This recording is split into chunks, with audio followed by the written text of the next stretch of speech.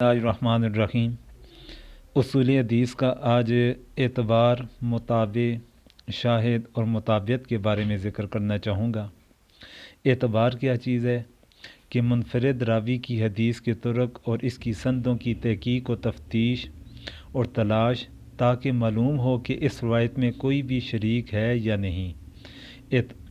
اب اعتبار کسے کہتے ہیں کہ اگر کوئی روایت ہے منفرد راوی کی، تو پھر اس کے مختلف طرق کو یا اس کی سندوں کے حوالے سے تحقیق و تفتیش کرنا اور تلاش کرنا، کس وجہ سے تلاش کرنا یا تحقیق کرنا، تاکہ معلوم ہو سکے کہ اس روایت میں کوئی اور بھی شریک ہے یا یہ راوی اکیلا اس نے یہ روایت کی ہے۔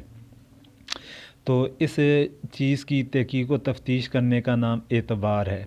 تو دوسرے نمبر پر اعتبار کی تعریف کو آسان الفاظ میں اس طرح بھی سمجھ لیا جا سکتا ہے کہ اعتبار متابع اور شاہد تک پہنچنے کی کیفیت اور حالت کو کہتے ہیں۔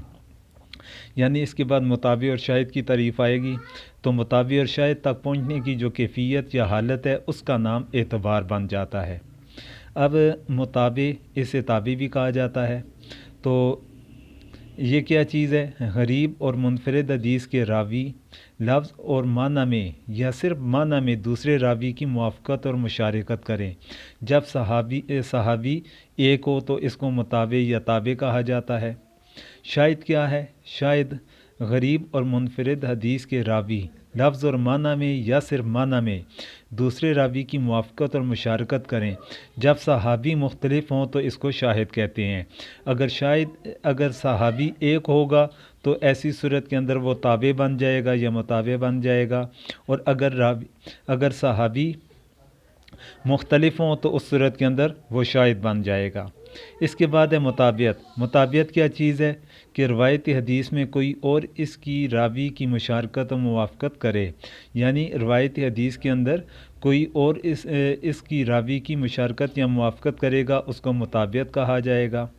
تو اس کے بعد اب متابعت کی دو اقسام ہیں، ایک ہے متابعت تامہ ہے اور دوسری ہے متابعت قاصرہ ہے۔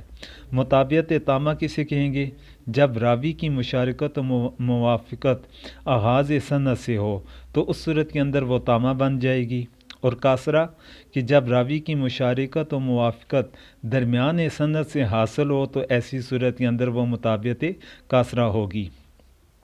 یہ آپ حضرات کے سامنے اعتبار، متابع، شاہد اور متابعت کی تعریفات آپ کے سامنے ذکر کی ہیں۔